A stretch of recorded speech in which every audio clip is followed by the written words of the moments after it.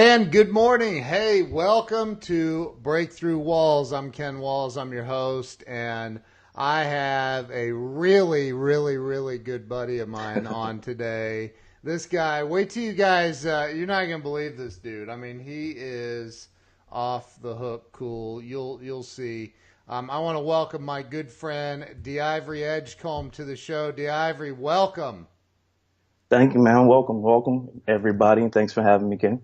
Dude, I'm honored to have you on. You've been a friend of mine now for several years. I don't even know how long. It's Yes, been a while, lost man. count, It's been a lost count, buddy. while. And the first time I met you face to face, we were friends on Periscope and Yeah. Facebook and all that. And I was down in Miami. I was down there. I think I was doing some video work with my video guy, and we flew down to do some work. I don't remember. I think it was something Grant Cardone related. I don't know. But anyway, you show up. You hit me up, and you're like, what? And just I'm gonna just tell everybody, Diivory is a cop in Hollywood, right? Hollywood, Florida. And Hollywood, Florida. yeah, and so you hit me up and you're like, yo man, where are you? And I'm like, I ain't telling you, Mr. Popo.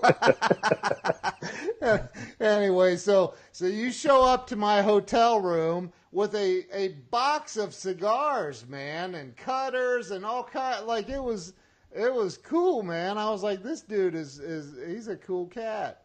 I did my homework. Dude, you rock, man. That was awesome. So look, I know you pretty well. You and I have become really good friends. In fact, I don't want to get you in trouble, but like we're good friends, and so I created this show. It's Breakthrough Walls. It's to help people have a breakthrough in life. And I know that you in your business, because you have a couple of different businesses, and you also have the law enforcement career, and you run into people every day that are stuck. And I don't mean in the Yeah. snow. I mean stuck in life. And so my question for you is, I like to start out with you getting, people getting to know who you are in my audience.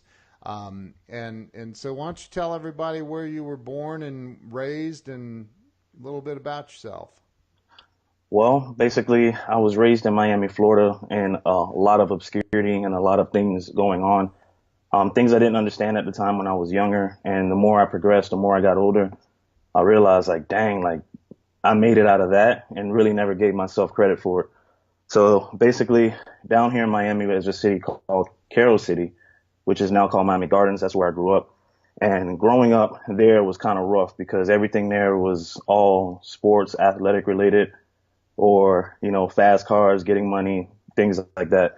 Down in Miami, they don't drive a lot of fast cars. They drive things called like Bulls and Dunks, which are like old school cars with like 26s, 24-inch rims. They're very high. It's very flashy Yeah. down in Miami. And when I was younger, I told myself I would always, have one of those or live that life. But the guys living that life wasn't doing good things in life.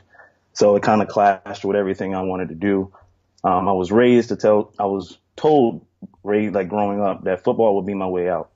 So you pick a sport coming from the inner city, and that's your sport. That's what you do in life. So I played football, excelled at it, went to school, excelled at school. And when it was time to cash out, I always thought that I would be the one to make it, but I didn't make it. Unfortunately, it's a numbers game. And when I really started to learn why I didn't make it and what happened is really when it turned me into this business guy and this mogul that I want to be now, because it was all part of business and marketing that I failed at. So that's Wow. where I am right now. So let's go back a little bit, because I know you have a marketing company, and you do a lot of amazing things. In fact, I'm on your email list, and I just got an email about the show, Yes, like sir. just a little bit ago. I was like, Wow, man. You're the only person to ever promote it via hitting your list. So that's pretty cool, man. But so back up to you said you grew up in the inner city of Miami. Correct. Where I'm based out of and where I'm from is North Miami, which is Carroll City, kind of like the border. But I do have family down in Overtown, Liberty City, stuff like that. And when I go and visit them, it's like a whole nother world. It's almost like third world city within a city. Really? And yeah, man, if you ever get a chance to go down to Liberty City, Miami, better yet, I'll give you one. First 48. If anybody know the story of First 48 and where it's based out of Miami, it's those cities down there. That TV show? Yes, sir. It's a TV show that basically has a lot of homicides and unsolved murders and everything. It's down in the inner city. And you want me to go down there? Well, I mean, it's an experience, and I didn't learn this until I traveled outside of the world for my first time, and I went to Thailand. And when I went to Thailand, it was a completely different world, completely different culture, and over there, it's based off of performance. Here we have and down in Florida, we have a 6% sales tax. So there's a 6% sales tax, and then you have to tip someone. Over there, it's tip me what you think I'm worth. Dude, that blew my mind. That blew my mind. And then that's what really started opening me up to see the world and where I came from and what's going on today. Yeah. So you grew up. How old were you when you started playing football? 9. I begged my dad for 2 years to let me play ball, and my dad would not put me on the field until I was ready. Wow. And I did not like him for that, but it paid off. Wow. So here you are at 9 years old. You start playing football, and you played your entire through school the whole time. Correct. My dad always raised me to be a quarterback, and a quarterback is literally the general on the field. Yeah. Because of my height restrictions, everybody felt that I was too small to ever be a quarterback, but mentally, I was the man. If you would to look at me back then, I was kind of like the Peyton Manning of Optimus on the park because I was the most advanced kid on the field. And when I started growing up, my age or my height didn't catch up with me. So typical quarterbacks are 6 feet or better, and I wasn't. But I ran the offense just like I was 6'5", 7 foot. So yeah, man, wow. he prepared me well. Wow. So you graduated from or high school down there? Correct. Okay. Did you go to college? Yes, I graduated from American Heritage down here, and through all the things that I've learned and accomplished in high school, I figured I would be going to a bigger school, but I ended up going to FAU because only one school recruited me. After being like highly touted in high school, I went to FAU, and I kind of used that not as a grudge, but as momentum to push me forward, to set new records, to do things at a school that pretty much hasn't been established yet. And through doing that, I did well there as well. Wow. But you didn't play football in college, or you did? No, I did. You did. Okay. I had to sit out a year, and that sitting out a year was my redshirt year. Yeah. Gotcha. It was a lot. It was 3 or 4 guys ahead of me that, obviously they had way more skill and knowledge, but they seen the potential in me, and those guys groomed me for the next year for where I would start the rest of my career. Wow. So, what about pro? Did you have your sights on pro ball at all, or? Oh yeah, man, that was the vision since I was a kid. I told you, growing up from where I grew up, it was, a sport. Yeah. And the only way to get out to get those flashy things that people of Miami like is to, be a professional athlete. But, I did get a chance to train with a lot of professional athletes, throughout my high school and college career. Going through that, I kind of learned the business aspect of it, but didn't really understand it because I was really, one track minded. I didn't think that business and marketing had anything to do with sports or football. It was just what I'm doing is going to get me where I want to go. Right. And it's up to me. So that's where I failed at, but I did have the opportunity to train and do the combine stuff and everything else. Wow. So tell me what happened. So after college, what was next? After college, it was really no plan B because I didn't really think a plan B was necessary. I always thought that if I stay focused on my plan A, that I would get to where I wanted to be. Yeah. So it was really kind of like a life and a culture shock that my whole life I grew up in sports. When you're in college, when you're a collegiate athlete in a college, you basically don't have that opportunity to do internships or anything else, or, you know, work side jobs during the summer, because basically if you're on scholarship, they own you. So they tell you, you got to come back, you got to always train with the team. So I really didn't have any work experience. So after I graduated, it was like, okay, what do I want to do? And who am I? And what do I want to become? And I always knew I wanted to help people because I helped people on the field. Yeah. I graduated with a criminal justice degree and I minored in sociology. So how can I use both of those to put me in a position to where I can earn and make a living? Because at that time I had a 1-year-old daughter and it wasn't about me anymore. So I kind of really just gave up my dream to make sure I could take care of her. And I ended up getting a regular job. Wow. What was that regular job? I worked at a gun store. Did you really? Yeah, I worked at a gun store, and Wow. while I was working at a gun store, I was doing nighttime security. So I had 2 jobs: gun store in the day, security at night. My parents didn't like me at all for it, but you know, I knew at that point it wasn't about me; it was about my daughter, and I really just focused everything that I was doing on being able to provide for her, because I didn't want to be that statistic to be on welfare or government checks and getting stamps, because that's how it is in the inner city. And I told myself I'd never be like that. Wow. And you're not like that. I know that for sure. I know that for sure.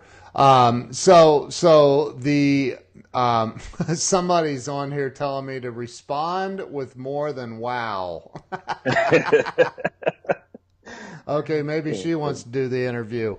So, here you are. You've got 2 jobs. You're working at a gun store. You're working, and so you've got your daughter. What's happening in life? I mean, are you feeling fulfilled? Definitely not. I'm working at a gun store. I'm working with an ex-military guy, another guy who basically blows his money on drugs every week when he gets paid. And then another guy who's in a management position that, you know, I felt that wasn't ready for it. And I'm sitting here like, I did 4 years of college. I got a degree. I went through, you know, the hardest practices ever with the legendary coach of Howard Snellenberger, if you know him. The things that I've done in college does not equivalent to where I'm at right now. Like, something has to change, man. I got to do something different. Right. It wasn't until a guy walked in and he seemed to be okay. He was a nightclub security guy like myself. I always figured that, you know, if I put in the work, then I consider myself better than other people because I know they don't do things. This guy, I know I was better than him at security work, and he told me he was getting a job as a police officer. I'm like, what? So he told me what to do. And then right from there, I put in at 5 departments, and it was just so happened that it was perfect timing that I got hired within a month. That's awesome, dude. And so, and you've been there, I mean, ever since, right? Correct. 9 years. Oh, has it been 9 years? Yep, this year's 9 years, man. Wow. There, I said wow just to get to that chick. Wow, dude. 9 years, I didn't know that. I guess, yeah, it makes sense because I know when we first started hanging out, it was probably, you were at 5 or 6 years, I think, back then. Correct. Yeah. Okay. Time does fly. Time does fly. So now you started that, and I know, because you and I are friends, I know that you still weren't feeling completely fulfilled. Definitely not. Going into academy was that same feeling again. I had a 19-year-old guy with me in the academy. I think around this time I'm about 23, 24 going through academy. It's a new culture. It was more of like, this is what you can do. This is how it's going to be when you retire and this whole great life. But I'm sitting here looking like, are people really buying into this? You know, I got a guy who's in academy that's about to graduate with me. Can't even buy his own gun. His mother has to buy his own gun because he won't be, he won't be of legal age at that time once we graduated academy to buy his own gun. And I'm sitting here like, here I am in this position again. Like, what is going on? I know I want to help people, and I know like this is a way to help people, but I didn't really get it at that time how I can really do it and how to expand my mind. Right. To really just look around me to use what I've learned and the things that I've accomplished to do it on a bigger scale. So I went into this job, you know, I bought into it for a little bit, and it wasn't until my incident that we know of that really changed my mind, man. That really changed everything. It was kind of like that breaking point where I really broke through my wall, as your show. Yeah, yeah. So, as far as so you had an epiphany moment, so to Correct. speak, and what are some of the positive influences that you've had in your life since then? Since the incident or since graduation? Either. Once going through police academy, there was my instructor that was there. He was an older guy. He was probably at the end of his career, but he understood and been through some things, and he pulled me to the side. It wasn't. It's kind of like an unknown thing within police world that cultures have to stick together.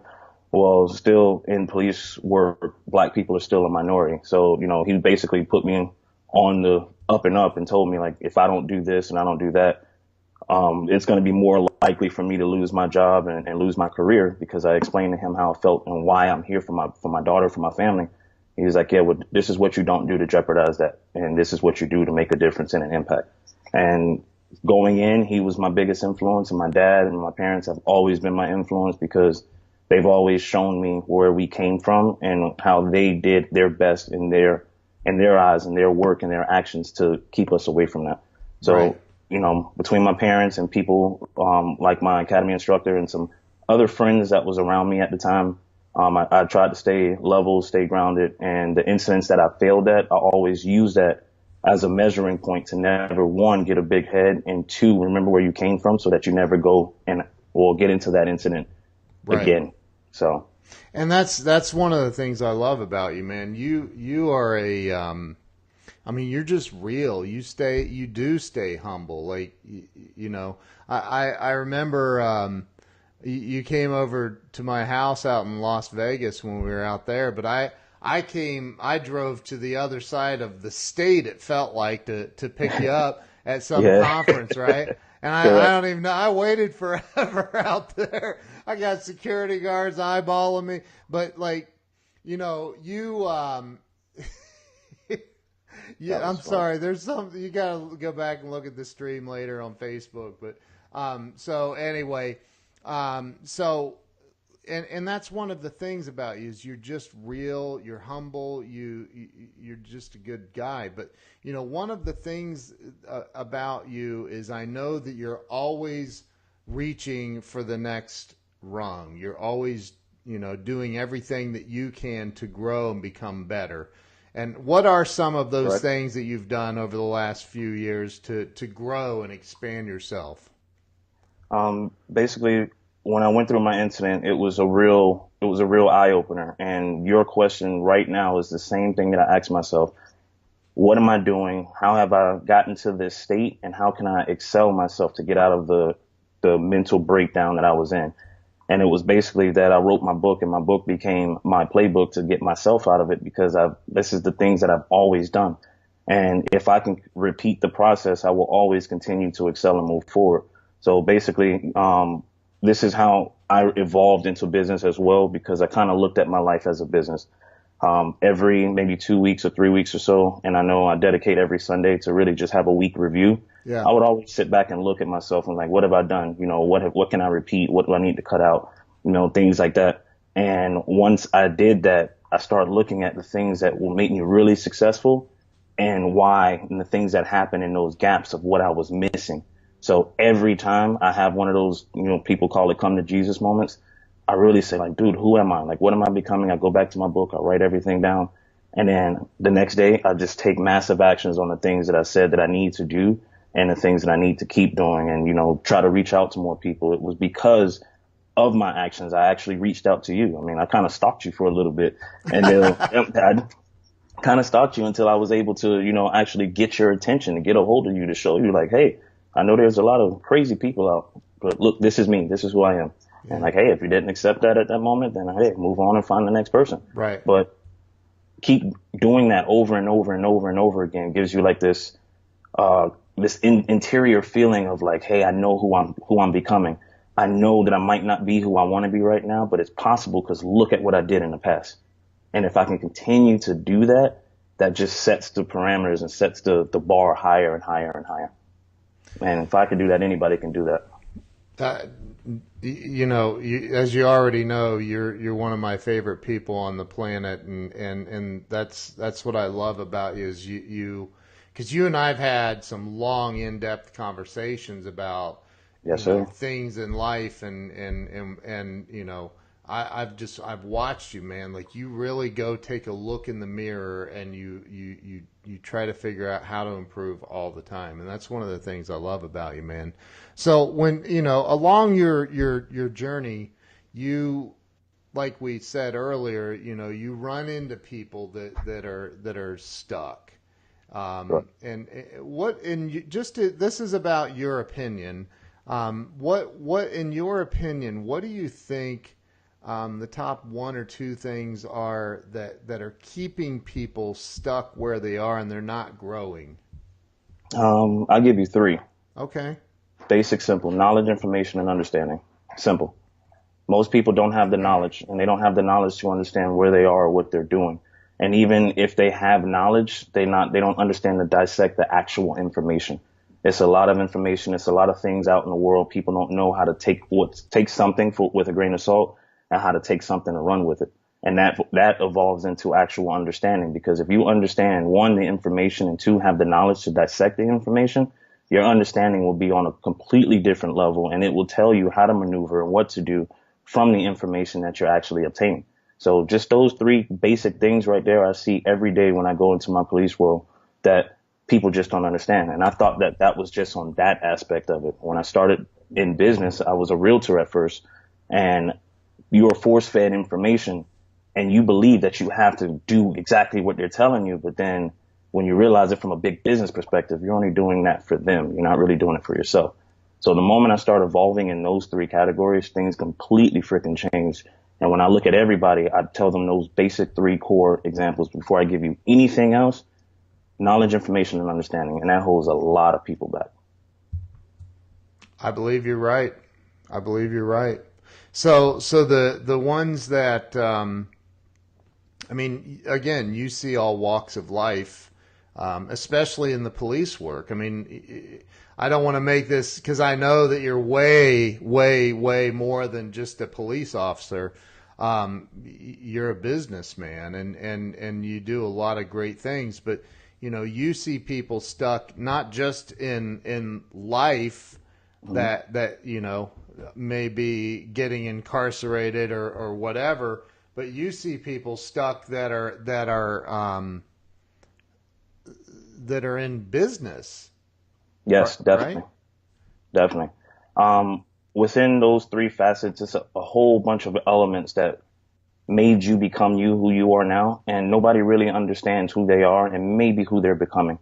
And nobody really thinks ahead to see exactly what they're doing with their life and how it might affect others.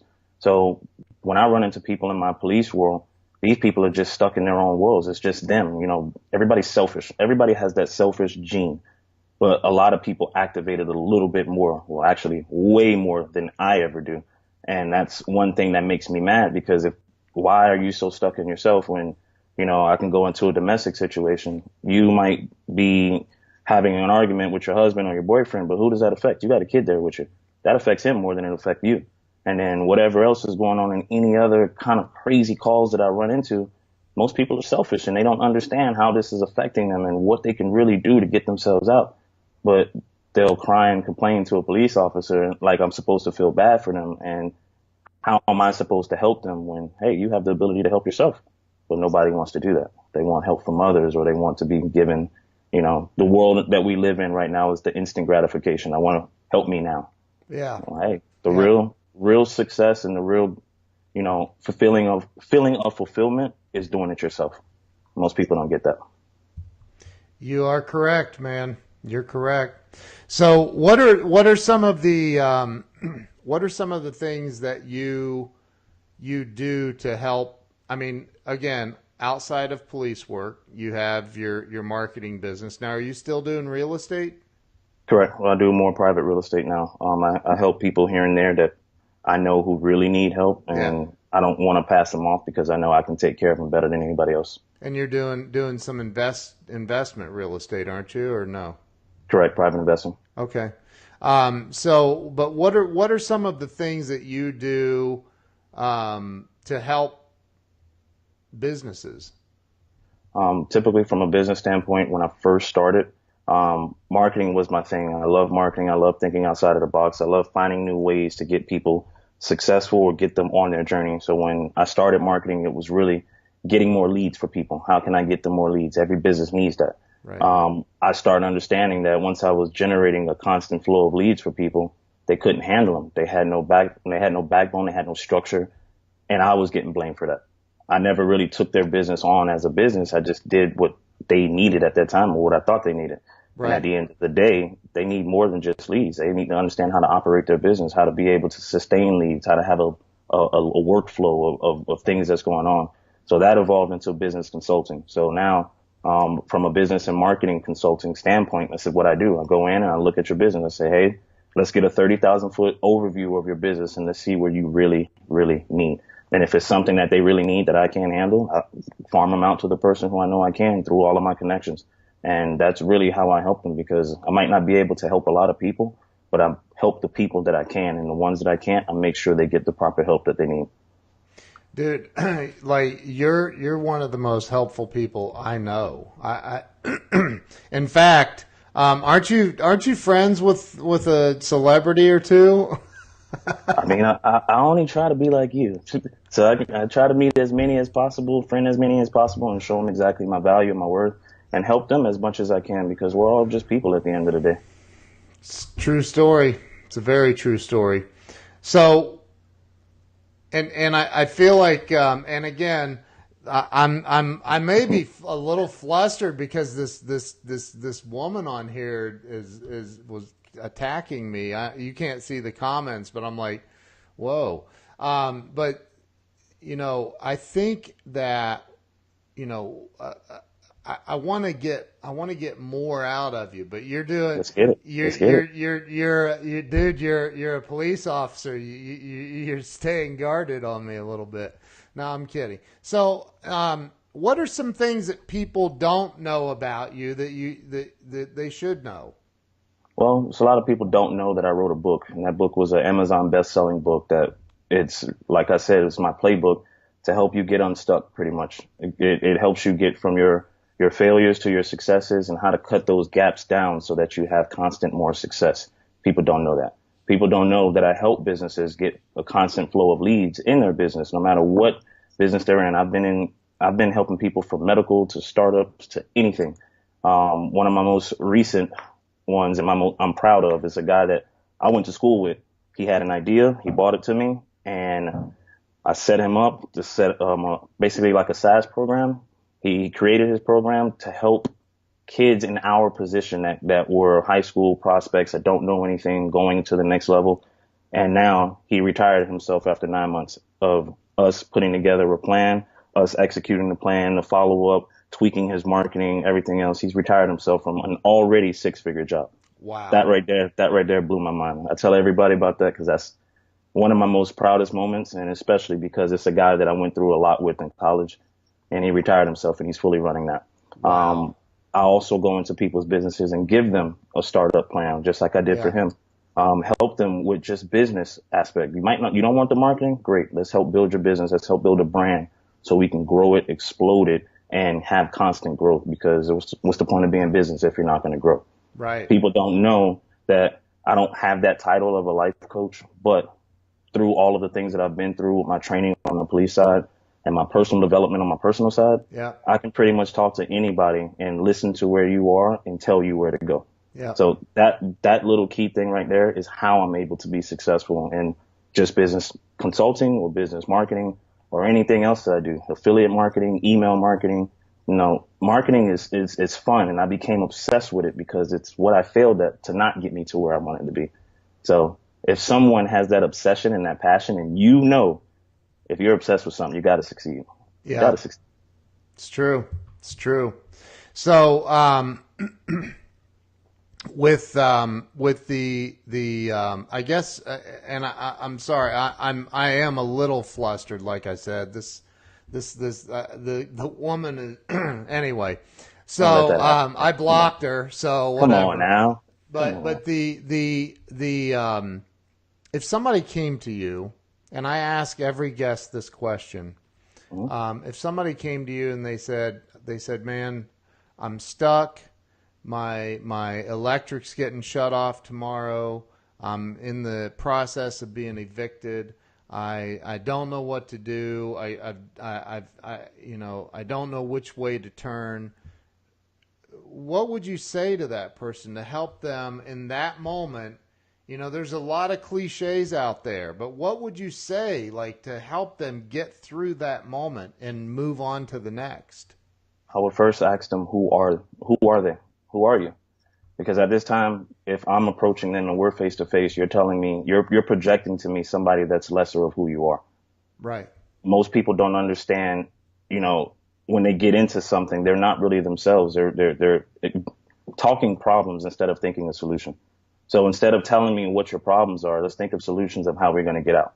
But we got to first start with who you are, because maybe who you are can stop that eviction process. Who you are can actually learn and see what you have around you to actually economize and make money.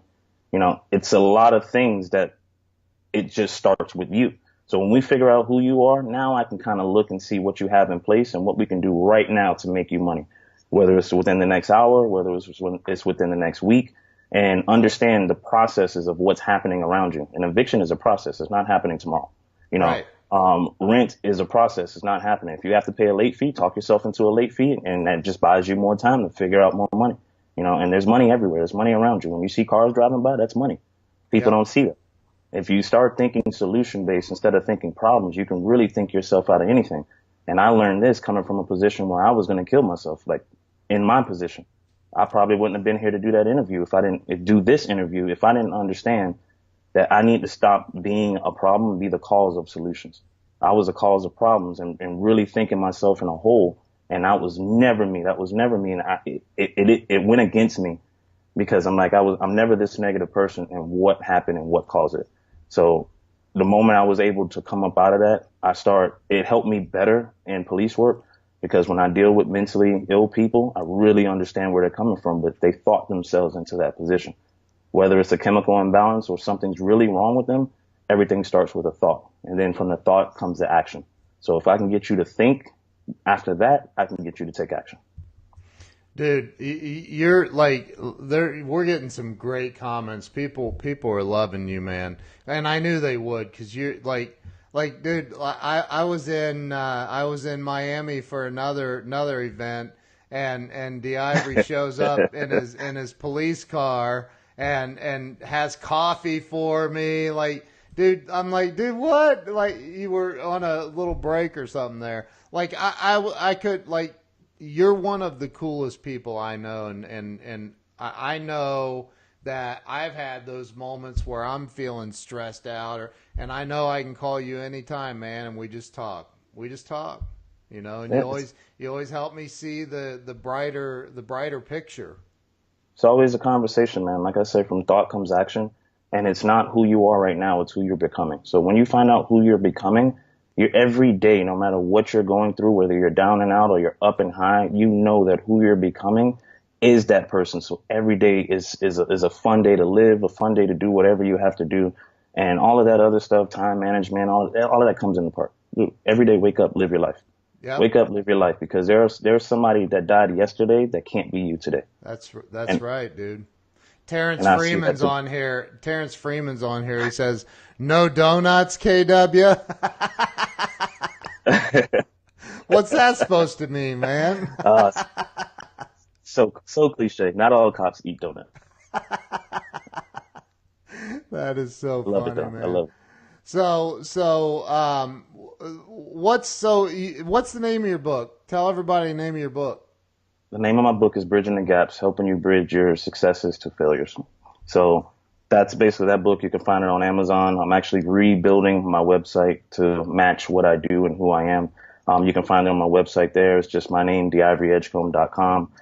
It's a lot of things that I'm doing besides the book. One of my biggest programs, which you know of, I'm building out a hub called Diivory on Demand, and under Diivory on Demand, it's going to be a whole bunch of things to help you evolve as a person and evolve in business. The things that I see a lot in police work evolves into my personal life, and it just hit me. It's like Most people don't use the position that they're in now, wherever they are, to get them wherever they want to be. And I'm Right. in such a great position that I have uniform, I have power, I have influence, but I get to use that in the right way. I order a whole bunch of books and I carry them with me. Sometimes I just give out my books and I pray that and I hope that people just read the information.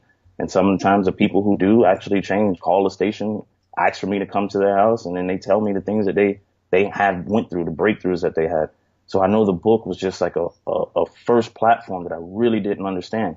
And it was funny how the book came from me actually trying to help someone else write their book. Yeah. And just by setting that up, the editor just asked me to say, hey, if you were to write a book, what would you write about? I basically told him a mini story and version of my life, who I am and who I want to become. He's like, can you give me a rough draft? And from Wow. there, I was like, all right. I never say no to opportunities, and I'll always try to maximize every opportunity that I come across, Right. because I've had numerous opportunities in the past that I failed at. So I always use my past failures to fuel me for my future successes. And when people fail, they just stop. And I like to be different than that. And I like to help people not have that same outcome. So I created under Diivory on Demand is one, I'm going to call it my flagship program, which is the Legacy Upcycle. And the Legacy Upcycle is going to be a program that's really geared for parents, because the things I see in the police world that people shouldn't see really stems from parents. And then from the personal development aspect of it, if a person would just understand who they are, they will be able to become the effect of change for other people. So if a parent could really know who they are, embrace it, they will be able to affect their kids, and then it just snowballs, because everybody right now is living a down cycle of the information that they were taught. Knowledge, information, and understanding comes back into that play. And if you don't know that, you're going to continue the down cycle of where you're at right now. So this course is built to give you the knowledge, information, and understanding so you can start your own upcycle, hence Legacy Upcycle. Dude, I love that, man. That's awesome. That's coming. What else is coming down the road for you? Just basically a lot of training programs and one-on-ones. I want to expand the one-on-one coaching to group coaching. So I'm building out the Legacy Builders Academy. And no, it's a word that nobody's really talking about, but I laugh and I joke. I tell everybody this example. What are you going to think about when you get into your so-called midlife crisis? Yeah. When you get into your midlife crisis, that word legacy comes back, because it's really, what did you do with your life, and where are you now, and who are you becoming? Why do you have to wait that long to figure out exactly where you are now and who you're becoming? So it's now. Amen. The time is now. It's not later on. It's not years down the road. The time is now. I've started this program with my daughter, who was maybe 7 at the time. I started this one with my brother is 23, and he thinks like a 35-year-old. Wow. It, it, That's it'll awesome. ruin, it'll ruin you, but it'll make you understand the world, and you'll be able to maneuver a lot differently. So Legacy Upcycle, I was coming out with something called Dad on Demand. It's a lot of distant fathers out there that need to be fathers, and they don't understand the impact they have, not just on their kids, whether it's a son or a daughter, but just themselves. Because now, even if you're not around, your kids still see who you are, and they have this belief of who you're becoming because you were never there. So you can change your aspect of who you are, but they're still going to always remember who you were, and you will never be who you want to become to them. So this is one thing that I've seen in business, from police to the business aspect of it, that's just parallel, that nobody talks about. We can talk about money, finance, entrepreneurship, all of this other categories, the feel great, the fluffers, but who's talking about family? Who's talking about legacy? That's going to be my legacy. And I'm going to help people build their legacies in whatever fashion that they're in, wherever they are. I'm going to be that guy to get them to break through walls. I love that, man. I love that because you're right. People don't talk about family as much, and there needs to be a whole lot more of that. Whole Yep. lot more. I love that. So, how does everybody on the stream follow you? You can follow me everywhere at Diivory Edgecomb, just my name. The only one is Snapchat. That's at Diivory E. One thing I tell people is, the social media and stuff is okay, but you got to put in the work every day to get the results that you want. I have a massive following around social media, because I know how to market and because I know what to do, the little schemes and tricks that people play to get numbers. It's funny. I'm a marketer. I know how to do that. But Right. one thing, if you do not see me, you know that I'm working on something. And there's numerous times that me and you have these elaborate conversations like, bro, where have you? Where are you? I haven't Yeah. seen you Right. in a while.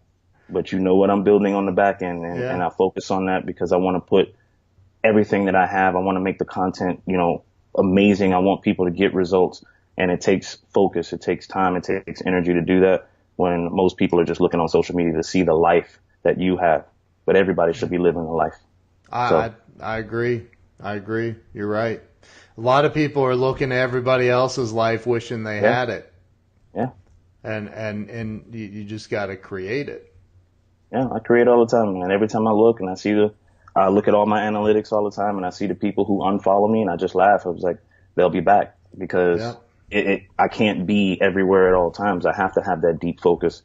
And in order for me to produce something that's going to change the world, which I know it is, I got to be focused on it. And when I come back, that's when everybody wants to come back and see the life and the things I've projected in my life and what I want and how I'm going to travel and how I'm really going to live my lifestyle.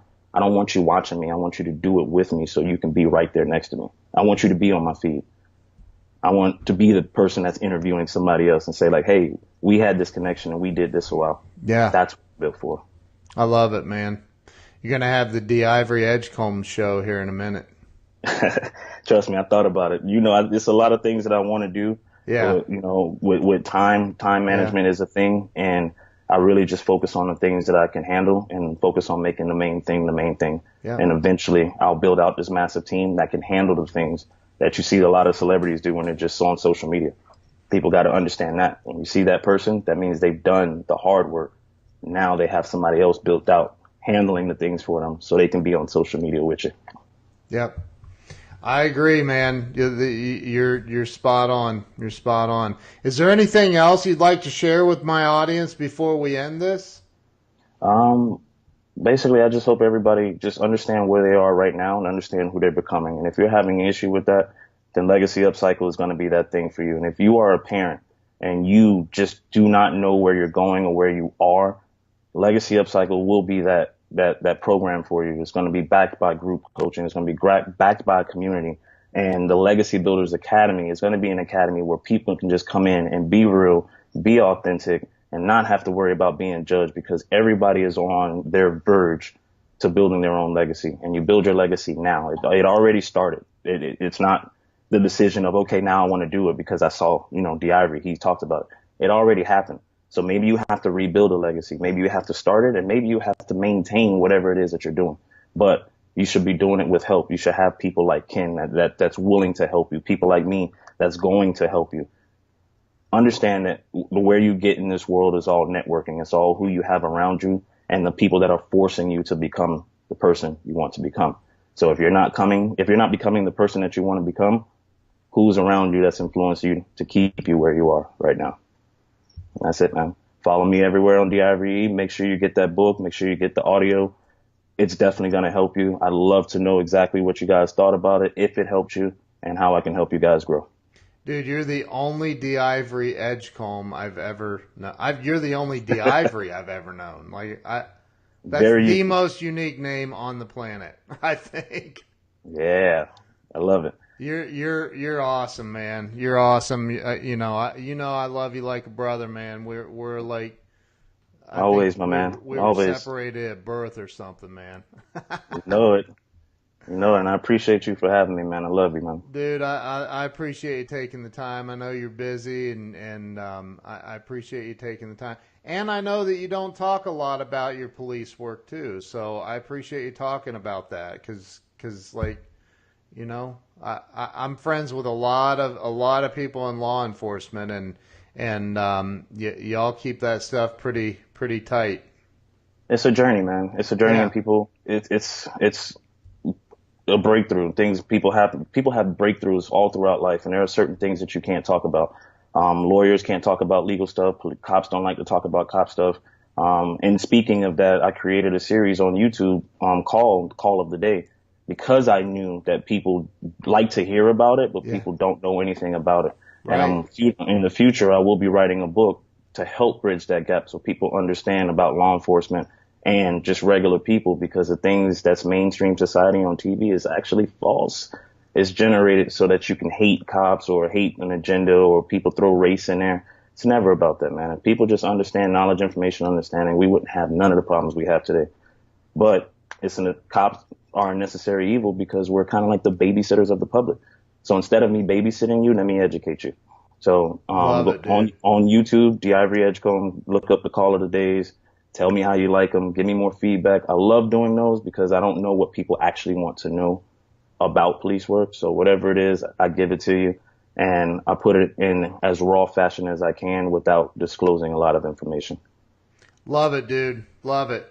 Listen, I appreciate you taking the time. Like I said, I know you're busy. I appreciate you taking the time and being on here today. And if Anytime. there's ever anything I can do for you, I mean, all you gotta do is call, man. I'm One there. phone call away. I'm there. So listen, I appreciate all of the comments, the likes, the loves, the shares on Facebook. Appreciate it. Make sure if you're not following Diivory, go follow this dude right now. He's heart of gold, man. Biggest heart in the world. So thank you. I appreciate you being on. Appreciate you, bro. Thank All you. And right. thank you, everybody. You guys have a great day.